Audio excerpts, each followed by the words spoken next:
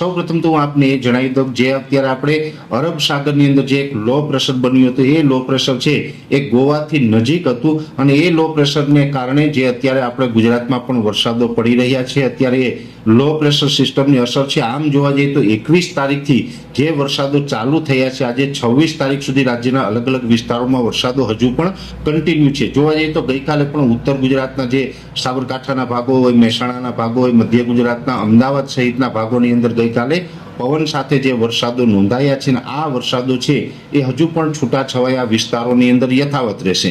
એટલે આજે 26 તારીખ થઈ છે, લગભગ 28 અથવા તો 29 તારીખ સુધી જે લાંબા ગાળાથી આપણે આગાહી આપેલી છે કે 27, 28 અથવા તો 29 તારીખ સુધી આ વરસાદો છે ચાલુ રહેવાના છે. એ જ મુજબના વરસાદો છે હજી ગુજરાતના અલગ અલગ વિસ્તારોની અંદર ચાલુ રહેશે, જેમાં ખાસ કરીને સૌરાષ્ટ્ર અને દક્ષિણ ગુજરાતની અંદર હજુ પણ આવનારા 3 થી 4 દિવસ સુધી છૂટાછવાયા વિસ્તારોની અંદર વરસાદ જોવા મળી શકે છે. જોકે દક્ષિણ ગુજરાતના તમામ જિલ્લાઓની અંદર આની તીવ્રતા છે એ થોડીક વધુ જોવા મળે તેવી શક્યતાઓ છે. ખાસ કરીને જે આ વરસાદો પડશે તેમાં ગાજવીજ અને પવનનું પ્રમાણ પણ થોડુંક વધારે જોવા મળશે. એટલે એકંદરે જોવા જઈએ તો વરસાદો છે હજી 3 થી 4 દિવસ ગુજરાતના અલગ અલગ વિસ્તારોમાં ચાલુ રહેશે.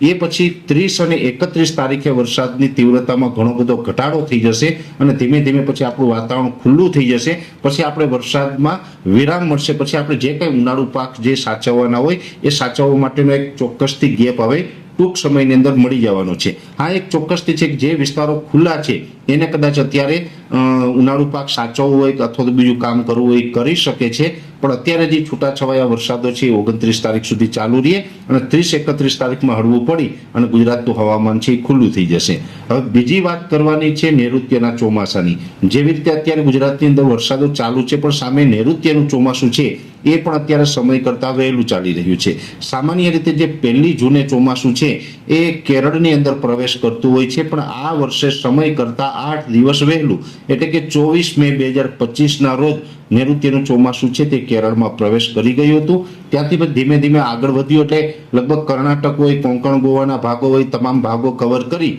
અને આજે 26 તારીખના રોજ નૈઋત્યનું ચોમાસું છે તે મહારાષ્ટ્ર સુધી પહોંચી ચૂક્યું છે. મહારાષ્ટ્ર સુધી ઝડપથી આ નૈઋત્યનું ચોમાસું આગળ ચાલ્યું છે, સમય કરતાં વહેલું પણ ચાલ્યું છે. અને આ જે સમય કરતાં વહેલું ચોમાસું ચાલવાનું મેન કોઈ કારણ હોય તો એ કારણ છે કે જે આ ગોવાથી દક્ષિણ પશ્ચિમમાં જે સિસ્ટમ બની હતી ને એ સિસ્ટમને કારણે જે દક્ષિણ ભારતના ભાગો હોય અને મહારાષ્ટ્ર કે કોંકણ ગોવાના ભાગો છે એમાં ભારે વરસાદો પડ્યા છે ને એ સિસ્ટમની તીવ્રતા એટલી વધારે હતી કે જેણે નૈઋત્યના ચોમાસાને ઝડપથી આગળ વધાર્યું છે. નૈઋત્યના ચોમાસાને એ સિસ્ટમ છે એ ખેંચી લાવી છે.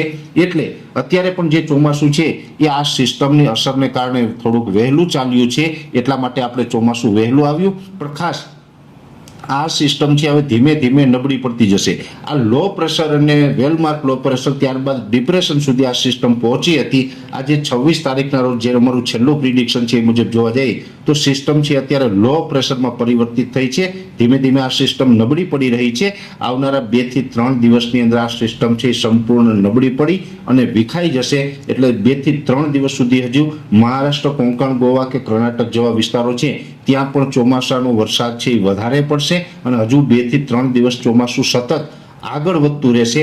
પણ 2 થી 3 દિવસ પછી આ સિસ્ટમ વિખાઈ જાય ત્યારબાદ અરબ સાગરની અંદર બીજી કોઈ એવી સિસ્ટમો સક્રિય નથી જેને કારણે મહારાષ્ટ્ર સુધી ચોમાસું પહોંચી અને નિષ્ક્રિય થઈ જાય અને મોન્સૂન બ્રેકની કન્ડિશન સર્જાય તેવી શક્યતાઓ દેખાઈ રહી છે. આમ તો અમે ઘણા સમયથી આપને બતાવી રહ્યા છે કે આ વર્ષે મહારાષ્ટ્ર સુધી ચોમાસું પહોંચે અને ત્યાં આવીને મોન્સૂન બ્રેકની કન્ડિશન સર્જાઈ શકે છે. આ ઘણા સમયથી જે અમે અનુમાન બતાવી રહ્યા હતા આ જ પરિસ્થિતિ કદાચ હવે આગળના દિવસમાં 2 થી 3 દિવસની અંદર આપણે જોવા મળી તેવી શક્યતાઓ છે. એટલે મહારાષ્ટ્ર સુધી ભલે ચોમાસું છે એ સમય કરતાં વહેલું આવ્યું, પણ ત્યાં આવીને જો ચોમાસું અત્યારે આપણું અનુમાન છે એ અનુમાન મુજબ જો ચોમાસું નિષ્ક્રિય થઈ જશે તો પછી ઓછામાં ઓછા 10 થી લઈને 15 દિવસ સુધી કોઈ વરસાદી એક્ટિવિટી જોવા નહીં મળે અને ચોમાસું છે એ સંપૂર્ણ નિષ્ક્રિય થશે.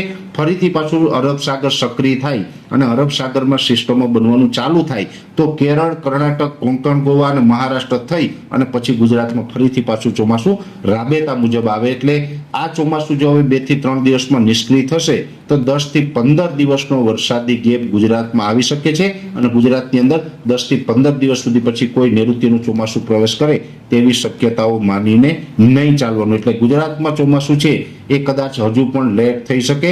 ભલે કેરળ અને મહારાષ્ટ્ર સુધી ચોમાસું સમય કરતાં વહેલું આવ્યું, પણ ગુજરાતમાં કદાચ ચોમાસું વહેલું નહીં આવે અને મોન્સૂન બ્રેકની કન્ડિશન સર્જાશે. આગળ શું થશે એના ઉપર અમારી સતત નજર રહેશે, સતત એની માહિતી અમે આપણા સુધી પહોંચાડતા રહેશું. પણ ખાસ ચોમાસું આવે એ પહેલા પણ જે આ પ્રી મોન્સૂનના એક્ટિવિટીના જે વરસાદો પડી રહ્યા છે એ હજુ 2 થી 3 દિવસ સુધી આ પ્રકારના વરસાદો છે